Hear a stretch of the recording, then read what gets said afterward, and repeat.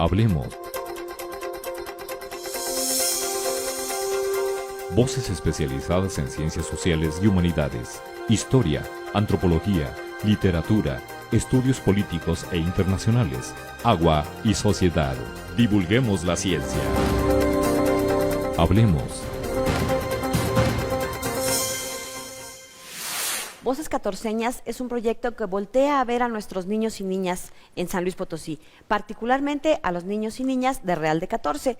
Recientemente el Colegio de San Luis abrió una exposición que ustedes pueden venir a visitar y que recoge los materiales que han trabajado algunos menores de este municipio, acompañados por el trabajo que ha hecho en campo una de las estudiantes del doctorado en Ciencias Sociales, con quien vamos a platicar el día de hoy.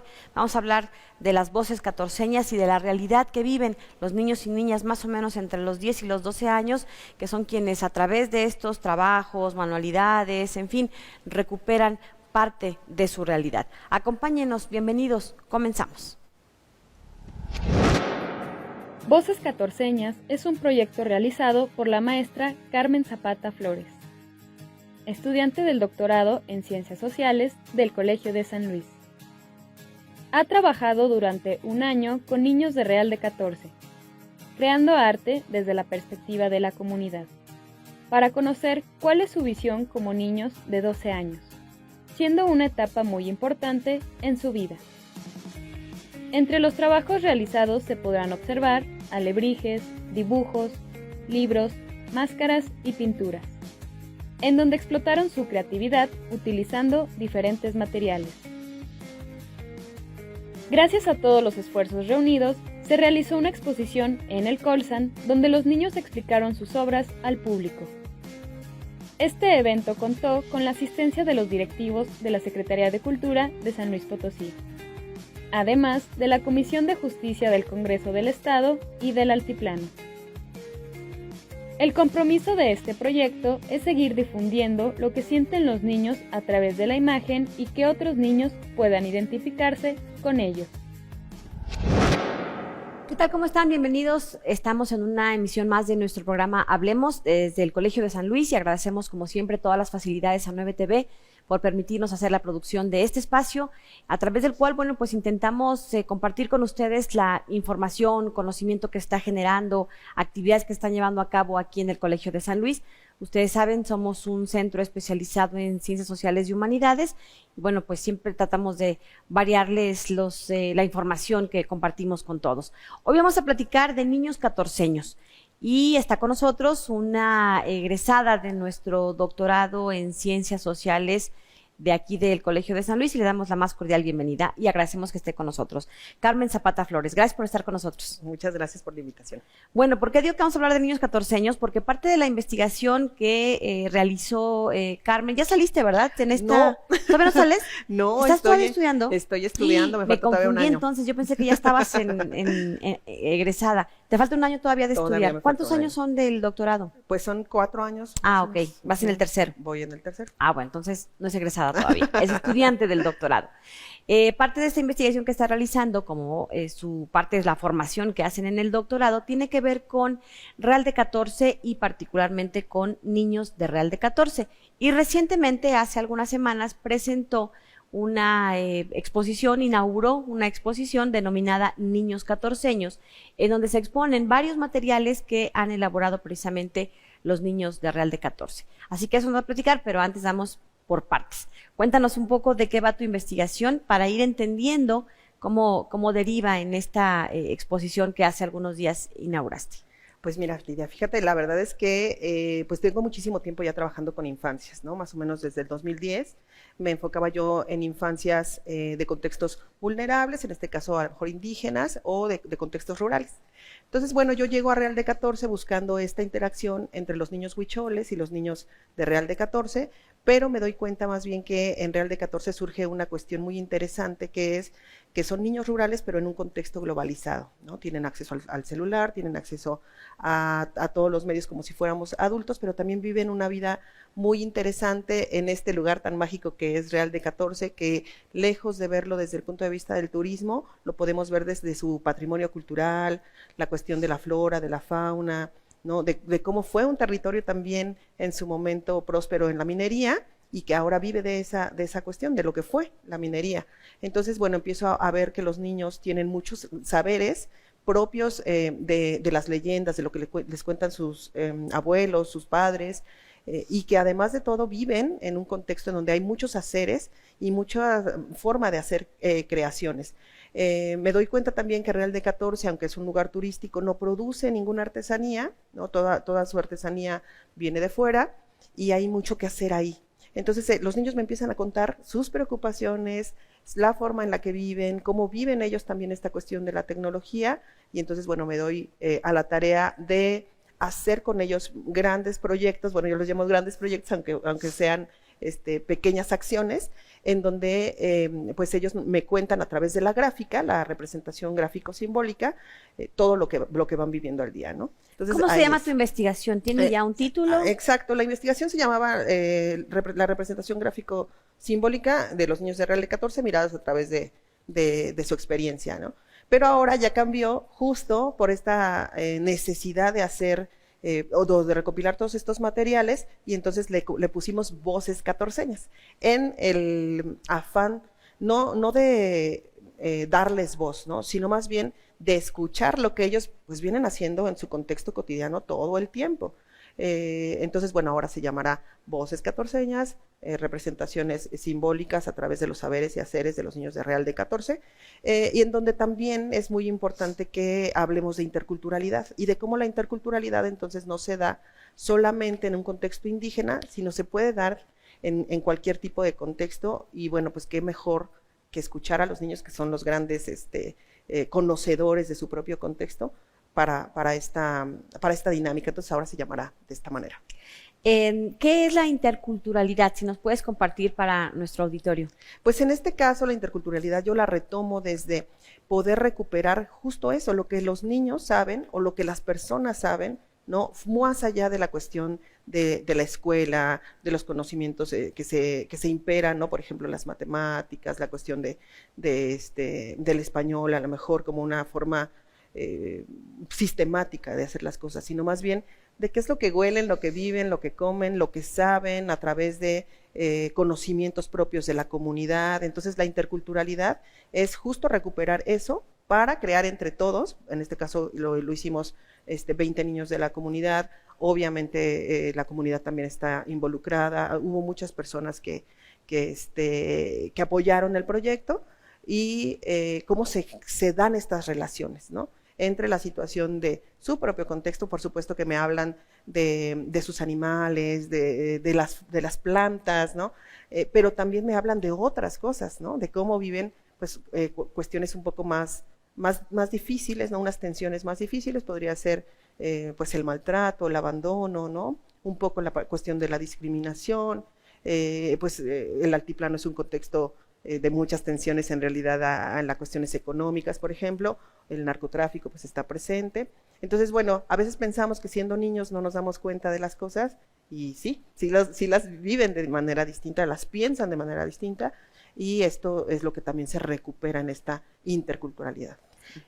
Nos decías algo muy interesante al principio, estos niños son niños que viven en un contexto rural, viven en Real de 14, en el altiplano potosino, que es una zona difícil económicamente, expulsora de mano de obra hacia Estados Unidos o hacia a otros estados de la República, pero también globalizados, porque están en un contexto rural, pero reciben mucho turismo, están en contacto, como ya decías, con tecnologías, con otras realidades que les llegan, digamos, de manera externa quizá.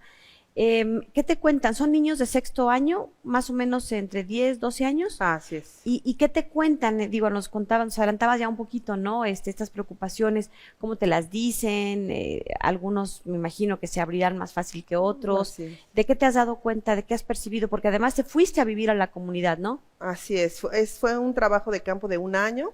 Pues en mis anteriores acercamientos a otras comunidades me daba cuenta que lo había hecho como de manera parcial, subjetiva. Entonces yo dije, planteo un trabajo de campo de un año, y ahí me doy cuenta entonces que estos niños justamente hago un piloto, porque todavía no decidía yo en qué edad, ¿no? Pero me doy cuenta precisamente que es entre los 10 y 11 años cuando los niños pues ya tienen acceso a un celular como si fueran un adulto, ¿no? Aún y cuando la recomendación es después de los 12 años con supervisión, ¿no? Aquí los niños ya lo tienen. ¿Por qué? Pues porque tienen acceso al dinero también muy fácil.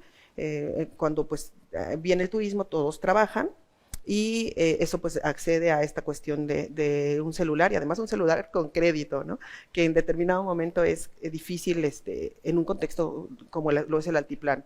Y entonces, bueno, pues justamente todo este manejo de redes sociales, ya como una cuestión de adultos, del TikTok, del Facebook, hasta incluso en algún momento, pues la deep web, ¿no? El acceso a lo mejor a pornografía, a otro tipo de cuestiones como pues el narcotráfico y cómo funciona, ¿no? En algún momento uno de ellos o bueno, yo escuchaba, ¿no? Que comentaban justamente esto bueno, pues vi un video donde a una señora le cortan la cabeza, ¿no? O ese tipo de cosas que tienen acceso estos niños, y que justo no es a lo mejor criticar la familia, porque bueno, no hay un padre presente, en este caso viendo qué es lo que está viendo su hijo, sino más bien toda la comunidad inmersa en esta cuestión del turismo, que entonces empieza a perder importancia esto otro, ¿no? Por ejemplo, yo les comentaba, y todos los niños por ahí ya vieron el juego del calamar, ¿no? Que es una... niños de esta edad. Niños de esta edad, exacto, ¿no? Y que, bueno, lejos de a lo mejor tener una cuestión reflexiva en torno a lo que se está consumiendo en televisión, pues más bien se les hace como divertido, normalizado, ¿no? La violencia. Entonces, bueno, ahí ya me doy cuenta de esto. Vamos a ir a una pausa y regresamos para seguir platicando con Carmen Zapata Flores. Ella es estudiante del doctorado en Ciencias Sociales aquí en el Colegio de San Luis y está haciendo un trabajo en torno a voces catorceñas. Recupera y tiene contacto con niños de Real de 14, y a través de diversos materiales y de diversos mecanismos ella va recuperando y entendiendo la forma de ver el mundo de estos pequeños. Hacemos una pausa y regresamos.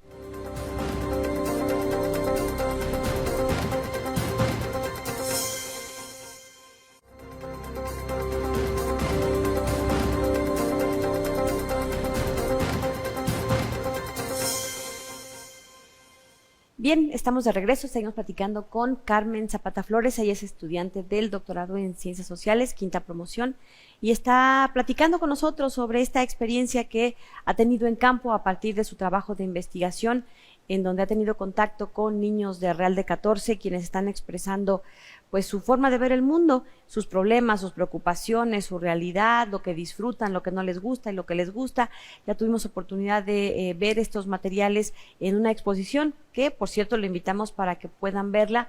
Está aquí en el Colegio de San Luis, y bueno, pues ahí recogió de muy diversas maneras esta forma tan particular que tienen los niños de ver el mundo. A mí la verdad es que me sorprendieron, pero ya iremos platicando algunos de estos detalles. Cuéntanos, entonces te fuiste a vivir un año a Real de 14, donde estuviste trabajando con estos niños.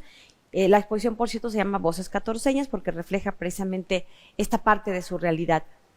¿Qué historias te encontraste? Bueno, ya nos decías, ¿no? Padres ausentes, problemas sociales que se ven reflejados también en este micromundo de Real de 14. ¿Qué otras cosas has encontrado? Pues bueno, en relación a los saberes de los niños ha sido maravilloso, ¿no? Porque bueno, al final de cuentas son niños que transitan por espacios abiertos, ¿no?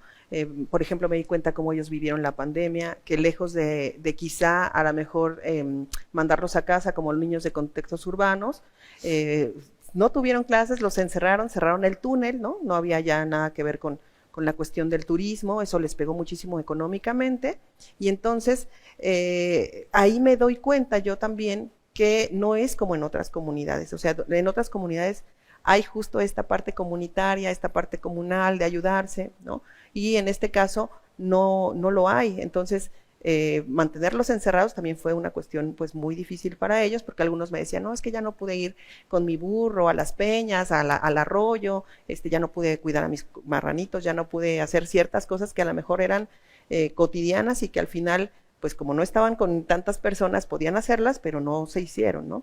Entonces justamente ahí, para mí, o bueno, para ellos en este caso, no tenía mucho sentido estar encerrados, porque finalmente pues ellos viven en un contexto alejado en donde ustedes saben, las comunidades rurales pues tienen la sana distancia desde siempre, ¿no?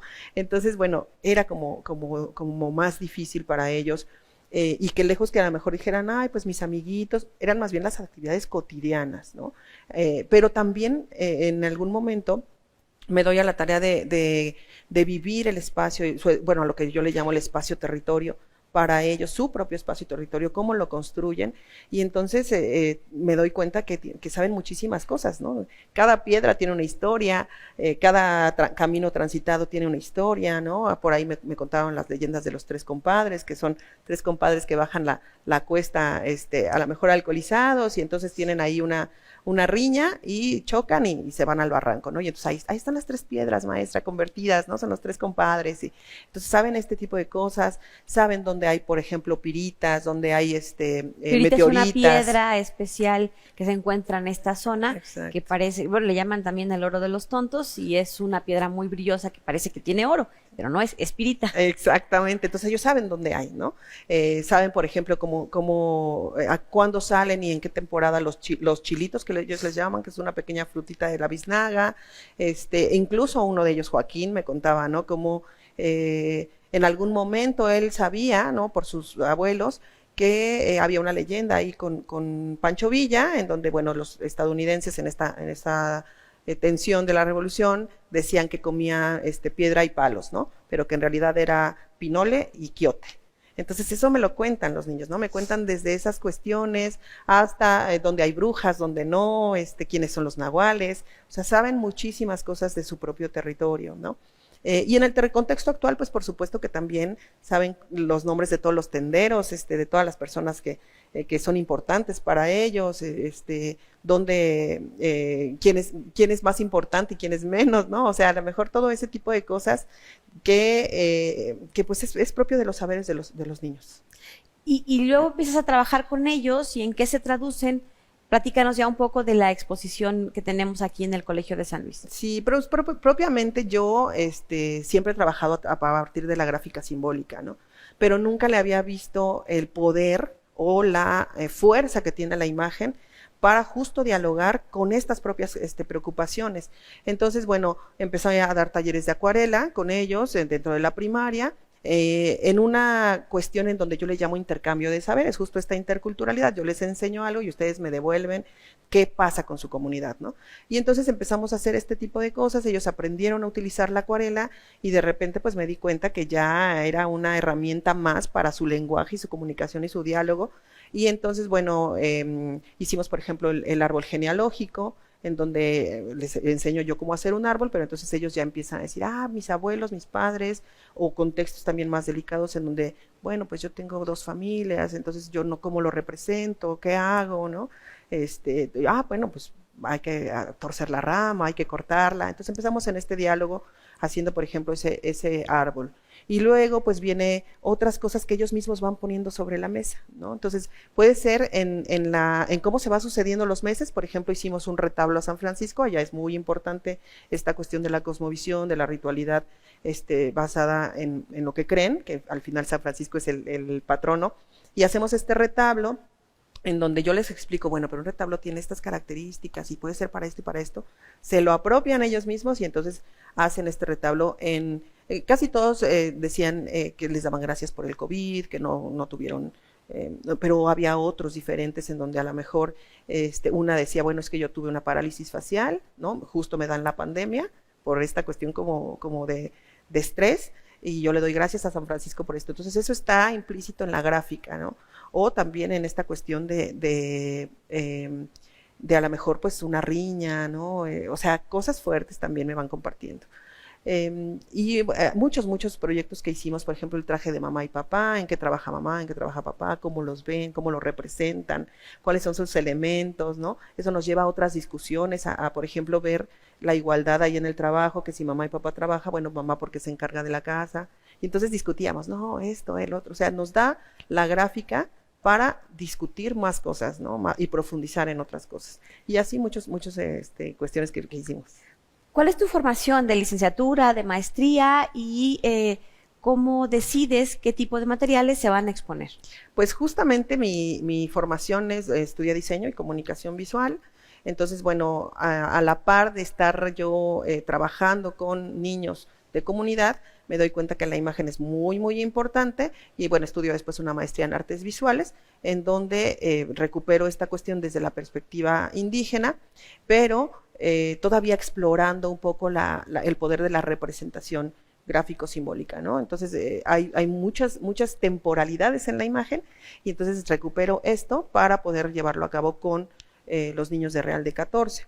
Ahí más bien casi todo lo que hicimos durante el año está expuesto, porque finalmente cada cosa que hicimos estamos recuperándola en un momento específico, habla o cuenta una cosa específica de lo que ellos viven y entonces pues me doy cuenta ahí que la imagen es mucho más que social, ¿no? Es cultural también, es contextual también y entonces bueno, ahí vienen estas imágenes. Y después empezamos a experimentar el territorio. Entonces ellos mismos los llevo a pintar una planta, por ejemplo, y ahí me dicen, esta planta la usa mi mamá para esto y para el otro. Bueno, pero no es lo mismo a lo mejor sacarla de un libro que estar en el contexto pintándola. Entonces ellos se emocionaron mucho porque además respiras el aire, estás en contacto con todo, ¿no? Y pintamos con tierras también de Real de 14, en otro proyecto que se llama Paisajes Reales, Reales Paisajes. Entonces, bueno, ahí empezamos a construir en conjunto. Eso es lo más importante de este proyecto, que lejos de a lo mejor yo funcionar como la maestra que le dice qué hacer, más bien lo vamos combinando entre ellos qué quieren hacer, por qué lo quieren hacer, qué sentido tiene la imagen, ¿no? Y de ahí pues partimos a hacer, pues son 19 proyectos, de los cuales solamente están expuestos 13, por la importancia de la cuestión social que vimos ahí. Son diferentes materiales, cuéntanos un poco cuáles son. El árbol de la vida, que ahorita recuerdo, el traje de papá y mamá. Exacto, está Mi Yo en Pandemia, está un proyecto muy interesante que se llama Carta Cultural, que finalmente nos damos cuenta que ahora ya el medio de comunicación es el WhatsApp, para ellos pues obviamente es algo muy cotidiano, y la carta se fue perdiendo, entonces hicimos estas cartas culturales donde ellos les cuentan a otros niños, en este caso están en el Rincón Jalisco y en una casa hogar que se llama Casa Corazón de Ángel, en Zapotlán, Jalisco, e intercambian estas cartas, ¿no? Ellos les dicen, pues mira, es así, pero lejos de a lo mejor que sea nada más la parte lingüística, es el dibujo. Entonces el poder de su representación es interesantísima porque pues vemos el túnel Ogarrio, vemos la tirolesa, vemos o sea muchas cosas de su propio contexto, y es más en una cuestión individual. Tenemos ese proyecto, tenemos también por ahí La Máscara de Mis Emociones, en un momento de tensión en donde bueno también como todas las relaciones sociales empezamos ahí como a ya no llevarnos bien y demás. Les dije, a ver, vamos a hacer este ejercicio. Hicimos una máscara en donde cada quien puso una emoción, esa que no podía sacar o que no podía verbalizar, y entonces la transferíamos a otro papel para que la emoción se fuera, ¿no? Hay uno que a mí me llama mucho la atención que tiene que ver con el libro de saberes, y es un libro donde cada niño materializa lo que él sabe hacer, porque a veces no les damos el valor que realmente tienen y no entendemos lo que realmente saben. Porque no ha acabado la primaria, porque no ha acabado la secundaria, como si eso fuera garantía de que al terminar cada grado escolar saben algo en particular. Bueno, de ese libro de saberes vamos a platicar para que se den cuenta de la maravilla que es entender y escuchar a los niños. Hacemos una pausa y regresamos. Me llamo Tania Guadalupe Zamora Ibarra, vivo en Real de 14, acaba de terminar la escuela primaria, y aquí estamos mostrando los trabajos que hicimos con la maestra Carmen. Hicimos las máscaras representando nuestras emociones y tiene muchos colores porque los colores significan las emociones. Lo que hicimos fueron los alebrijes, lo hicimos de periódico, papel de cocina, engrudo, cinta y alambre. Y los materiales así de trabajo usamos las pinzas, el martillo, así varias cosas, ya que unos compañeros no sabían hacerlos muy bien, yo les ayudé. Esos dibujos son de Real de 14, los más representativos, como el túnel Ogarrio, la iglesia, los paseos en caballo, los paseos en Willis, el centro cultural y también el desierto. Estamos trabajando lo que son los retablos, Los retablos son aquellos que San Francisco hizo unos milagros, los cuales ayudó a mucha gente y por eso vinieron a rezarlo. Los retablos pueden ser de diferentes maneras, puede ser en lámina, en madera, puede ser en milagros y tanto como rosario.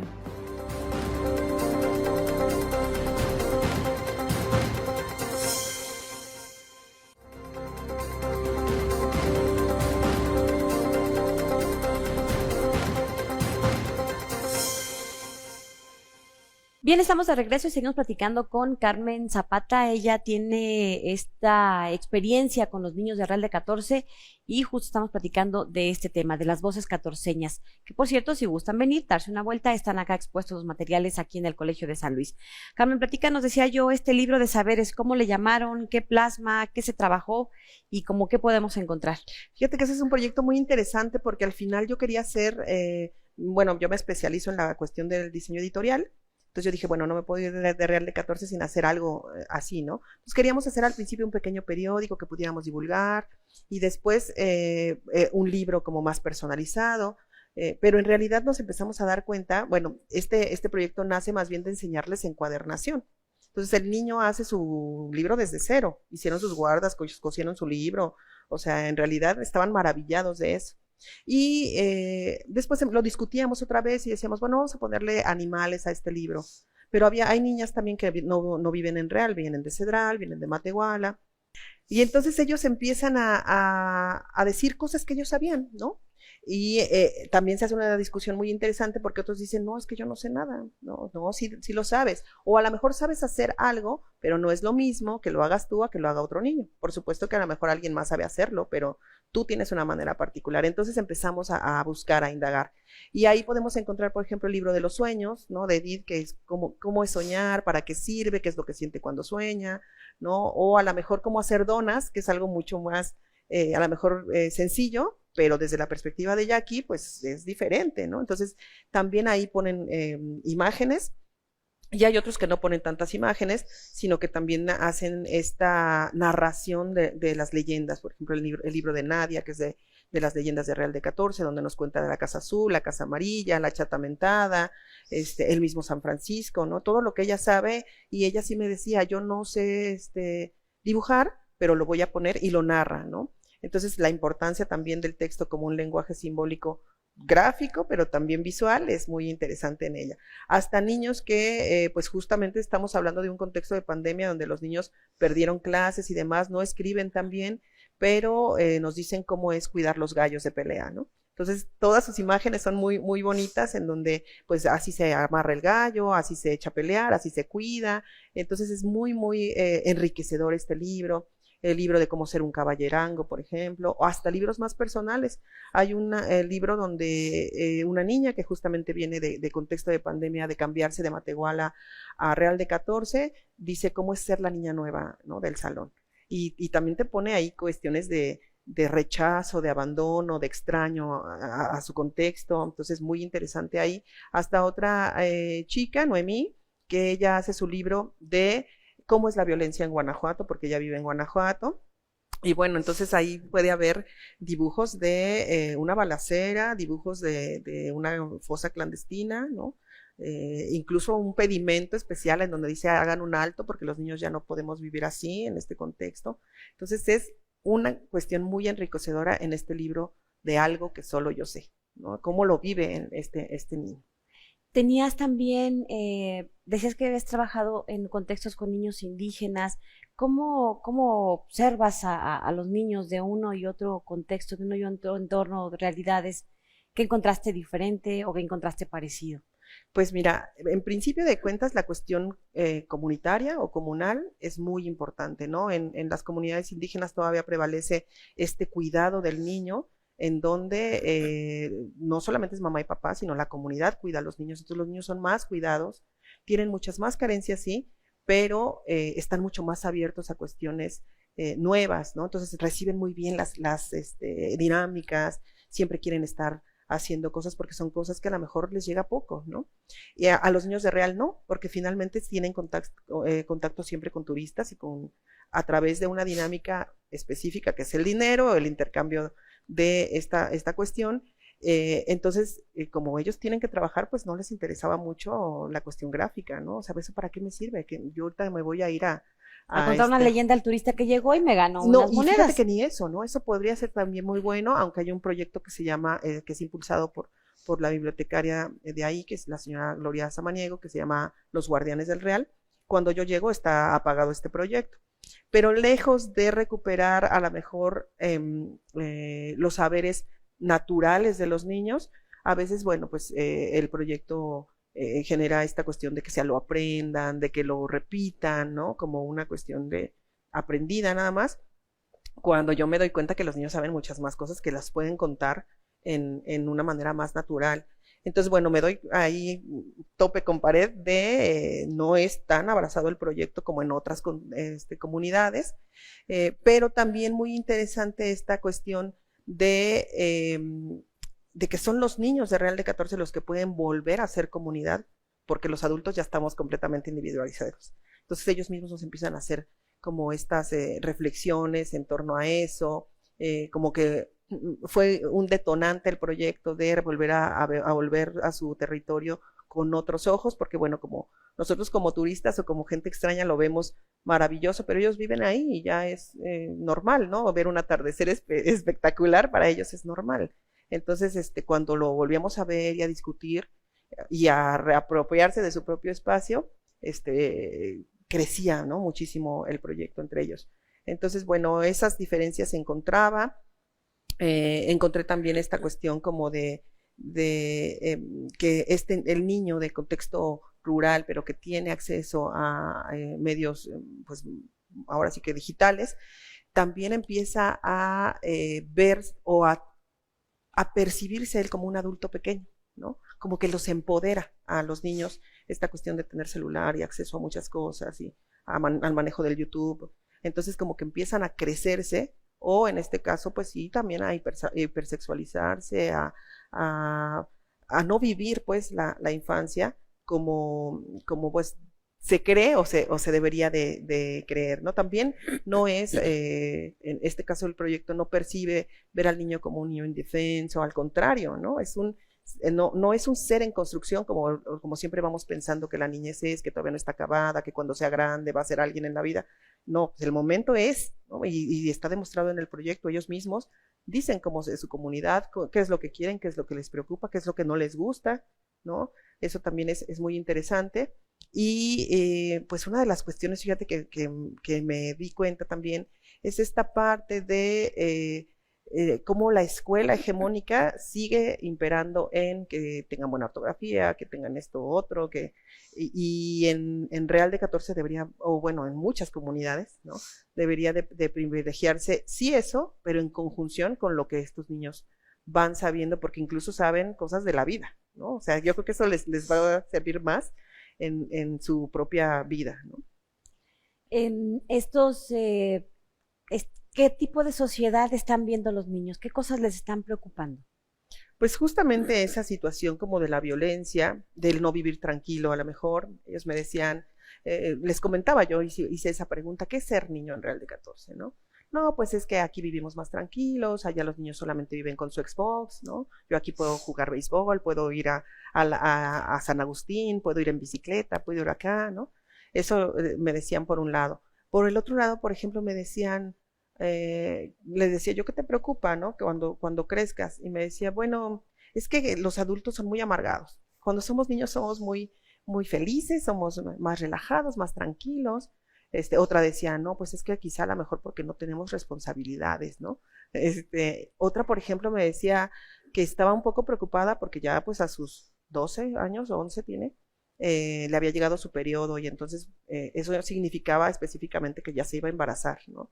Entonces justamente esa situación como de las responsabilidades de los adultos, esta también situación de la violencia, del abandono, pues de sus padres, ¿no? Se dan dinámicas muy específicas en Real de 14, pues es un pueblo tan pequeño que todos se conocen, entonces de repente pues ya hay familias de mis hijos, tus hijos y nuestros hijos, ¿no? Entonces esa situación también de la familia, volver a construirla, les deja digo, una cuestión de abandono y de soledad y de poca, merma un poco en la cuestión también identitaria, ¿no? Entonces ahí también hay es una cuestión interesante, porque a partir del proyecto yo me doy cuenta de qué clase de infancia tuve también, ¿no? Fue una niña a lo mejor, pues si no poco escuchada, sí, pues mis padres trabajaban, entonces como eso también impacta en la formación de nosotros desde que somos niños, ¿no? Entonces sí, pues me espejeaba, ¿no? Con ellos en todo lo que les preocupaba, en esta cuestión pues también de la violencia en el narcotráfico, de la cuestión de vivir escondida. Esto bueno, obviamente no está expuesto, pero sí hay, en todas las comunidades de México hay, pero ellos se dan cuenta, los niños lo viven perfectamente. Vamos a ir a una pausa y regresamos para cerrar esta charla con nuestra invitada de hoy. Les recuerdo que en las redes sociales pueden encontrar la información de las actividades que tenemos aquí en el Colegio de San Luis y, por ejemplo, los trabajos de investigación como el que Carmen está realizando. Una vez que concluya sus estudios de posgrado acá, se convierten en sus tesis con las que obtienen el grado, maestría, doctorado, en fin, de la especialidad que hayan seleccionado. Y esos trabajos de investigación los pueden encontrar en el repositorio que tiene la Biblioteca Rafael Montejano y Aguiñaga. Todo está en línea, visiten nuestra página web y ahí los va llevando a donde pueden encontrar todos estos importantísimos documentos, pues que hablan de las ciencias sociales y la realidad que vive nuestro país o nuestras comunidades, según el tema que haya elegido cada uno de estos estudiantes egresados del Colegio de San Luis. Hacemos una pausa y continuamos.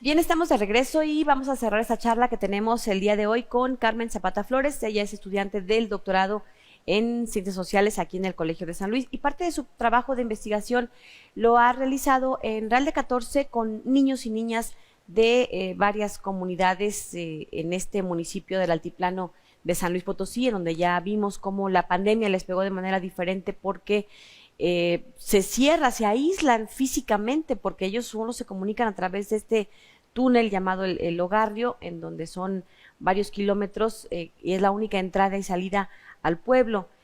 También, bueno, pues nos comentaba sobre estos saberes que a veces los niños, más allá de la educación formal, tienen y que no nos damos cuenta. En fin, que ha hecho un trabajo interesante ahí de recuperación de las infancias, de estudiar a los niños y niñas en nuestro país. ¿Por qué consideras importante que volteemos a ver a nuestros niños y nuestras niñas? ¿Qué nos pueden enseñar? ¿Qué nos muestran? ¿Qué reflejan de nuestra sociedad? Pues justo eso, fíjate que en lugar de hacer esta cuestión de, ay, los niños son el futuro de nuestras sociedades, ¿no? Más bien los niños son el presente, ¿no? Entonces hacer el trabajo en Real de 14, pero trabajar también con infancias desde hace tiempo me da cuenta de que son el termómetro específico de qué es lo que está ocurriendo en nuestras sociedades, ¿no?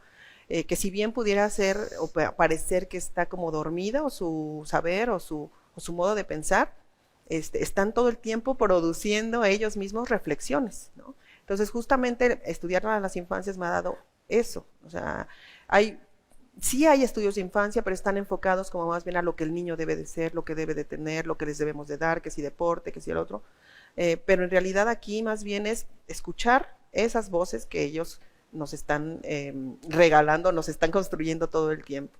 Entonces, bueno, a mí me parece que estudiar este tipo de infancias en Real de 14, hay un reflejo específico en todo nuestro México y en todo el mundo, ¿no? Seguramente lo que yo estoy haciendo también lo pueden hacer otros niños, ¿no? Otros niños en la misma Huasteca, otros niños en otros contextos, incluso urbanos, ¿no? No sé, o sea, hay muchas maneras de escuchar las voces de los niños y de lo que están viviendo en su propio contexto. Yo les decía también que ellos se la creyeran, porque los niños a veces no creen que lo que hacen es importante. Justamente los venimos acicateando con cosas de adultos todo el tiempo, que no se dan cuenta. Entonces, justamente cuando yo empiezo a trabajar con ellos y empiezo a alejarlos un poco del celular, no lo uses aquí, no lo hagamos, empiezan ellos a hacer otras cosas. Y cuando yo dialogo, ¿no? Que tuvimos aquí esta exposición en el colegio, les daba yo las gracias, ¿no? Por haberme ellos recibido en su comunidad, pero ahora yo los recibía en mi espacio, que finalmente es un espacio, como lo dijeron mis tutoras cuando fue la exposición, para adultos, pero también es de ellos, es un espacio también, ¿no? Todos los espacios institucionales deberían de ser de los niños también, aunque se trabajara solamente en los adultos.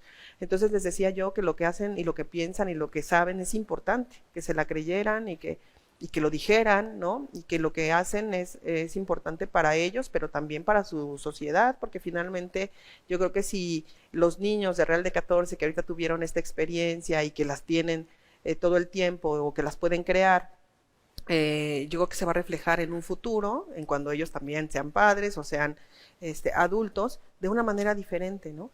Entonces, bueno, eso por un lado. Y por el otro, pues me parece también interesante que en las investigaciones, dentro de la investigación, ¿no?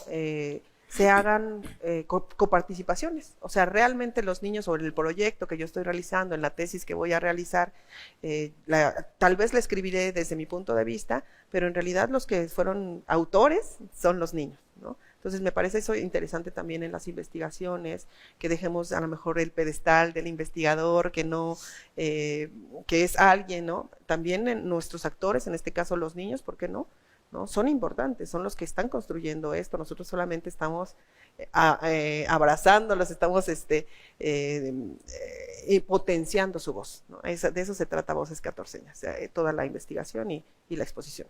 ¿Cuál es el contexto en el que se inscribe este proyecto en medio del laboratorio que ustedes saben, el Colegio de San Luis tiene un laboratorio de estudios de interculturalidad, género y derechos humanos que encabeza la doctora Oresta López, y que ha logrado pues extender más allá? Al principio solo pensábamos que eran como estudios de género, ¿no? Pero creo que cada vez se va entendiendo, lo vamos entendiendo desde afuera, en toda la riqueza que implica y en todo lo que puede llegar a abarcar. ¿En qué contexto se inscribe este proyecto? Pues en esta cuestión de recuperar, sí, la interculturalidad, como el laboratorio lo tiene propuesto, pero también ahí vemos los derechos de las infancias, ¿no? Los derechos de los niños. Pues yo les comentaba a los niños que lo que ellos hacían en este caso podía también cambiar un poco la ley, ¿no? La ley de las infancias, estas que bueno, pues es muy joven, en realidad incluso el concepto de niño es joven también, pero que podría entonces abonar a eso, ¿no? Entonces, bueno, desde el Laboratorio de Interculturalidad de Género me dan la oportunidad de escuchar ya la exposición y de ver la investigación desde el aporte hacia la interculturalidad, hacia la cuestión de los derechos humanos, ¿por qué no del género? ¿No? Uno de los apartados de mi investigación va dirigido a las niñas de Real de 14, entonces escribo yo un artículo sobre eso, que como las niñas también tienen un papel distinto, ¿no? Por ejemplo, en algunas comunidades indígenas todavía las mujeres pues son las que están dedicadas a ciertas labores, ¿no? Y aquí en este caso, pues como todos los niños y niñas trabajan, sí tienen una cuestión diferente, pero hay ya esta cuestión permeada, ¿no? Del género, como las discusiones que tuvimos, bueno, mamá y papá, si ambos trabajan, ¿por qué uno no aporta al otro? Y entonces estas reflexiones empiezan a dar desde ahí. Entonces el laboratorio me ha abrazado, ha aportado desde esta perspectiva. Finalmente, ¿qué dirías que falta para los niños en este marco legal, por ejemplo? ¿Qué le hace falta a nuestras leyes? Nos hace falta muchas cosas, pero bueno, en 2 minutos que nos quedan más o menos. Pues en este caso más bien yo diría, fíjate que me acabo de meter a esta parte como del INE, que hace una encuesta para escuchémonos, algo así se llama, pero no los estamos escuchando, ¿no? Más bien estamos como que haciendo las preguntas para que nos digan qué es lo que queremos escuchar. En realidad escuchemos a las infancias, ¿no? Vayamos a las comunidades, vayamos a las colonias populares, a donde sea, a verdaderamente abrir nuestros oídos, nuestros ojos, Vayamos a nuestras casas a escuchar a nuestras nuestros casas, niños, ¿no? exacto, ¿no? Exacto, justamente eso, una. Y la otra es qué papel nosotros podemos jugar como adultos en la vida de los niños, ¿no? Porque a lo mejor como maestro podemos coartar algo pensando que es lo mejor y no es así, ¿no? A lo mejor como funcionario pensamos en dar espacios al deporte, al esparcimiento, cuando podemos ver desde otro punto de vista. Entonces, más bien, cuestionarnos como adultos qué papel nosotros jugamos dentro de las infancias, eso sería muy interesante. Muy bien, pues Carmen, muchísimas gracias por habernos acompañado. Está expuesto a todo el público, ¿verdad? Así es, la exposición se va en septiembre. Vamos a tratar también, sería muy importante, de compartir esta exposición en otros espacios de San Luis Potosí y, ¿por qué no?, en otros espacios de nuestra República Mexicana, ¿no? Muchísimas gracias por habernos acompañado y pues que siga este trabajo cercano a nuestros niños. Muchísimas gracias. A nuestros niños y a nuestras niñas. Bueno, pues hasta aquí dejamos esta charla con Carmen. Nosotros les recuerdo que tenemos información a través de nuestras redes sociales de qué está ocurriendo aquí en el Colegio de San Luis. Los invitamos para que visiten nuestra biblioteca, es una biblioteca pública, está abierta, hay algunas restricciones por pandemia que pueden ustedes también ahí consultar en internet. Tiene una página específico y bueno, pues ahí hay acceso a información, bases de datos, etcétera. Y también recordarles que pues nuestra agenda Colsan se publica en Facebook y está disponible en YouTube. Ahí les damos semanalmente cuáles son las actividades a través de las cuales pueden ustedes participar. Hay conferencias, seminarios, coloquios, en fin. Están algunas dirigidas para un público especializado, pero hay otros materiales que se pueden utilizar de consulta abierta. Así que bueno, pues todo en nuestras redes sociales o en nuestra página web. Y muy pronto vamos a abrir convocatorias también para posgrado, así que los invitamos para que estén pendientes. Ya nos vamos, gracias. Hasta aquí dejamos el programa de hoy. Pásela muy bien. Soy Lidia Juache. Hasta la próxima. El Colegio de San Luis te invita a los eventos y actividades que se llevarán a cabo durante los próximos días. Ya comenzó el 5º Congreso Internacional Diablos, Brujas y otros entes sobrenaturales y fantásticos de la tradición oral. Del 18 de agosto al 5 de diciembre. Consulta nuestras redes sociales para las transmisiones en vivo y otras actividades. Se realizará el 4º Coloquio de Avances de Investigación del Doctorado en Ciencias Sociales. Del 30 de agosto al 2 de septiembre. En la Sala Capitán Caldera del Colsan. Puedes revisar los horarios en nuestra página de Facebook. El Colegio de San Luis estará presente en la Feria Internacional del Libro de las Universitarias y los Universitarios, del 30 de agosto al 4 de septiembre. Puedes encontrarnos en el stand D5. El Laboratorio de Investigación, Género, Interculturalidad y Derechos Humanos del Colsan invita al Seminario de Investigación Dialógica e Intercultural para la Memoria y el Reconocimiento de los Saberes Indígenas en torno al nacimiento y la crianza, de junio a noviembre 2022, en modalidad virtual e híbrida. Para mayores informes puedes enviar correo a oresta.lopez@colsan.edu.mx. Consulta los detalles de este y otros eventos a través de nuestra página web www.colsan.edu.mx y síguenos también en nuestras redes sociales.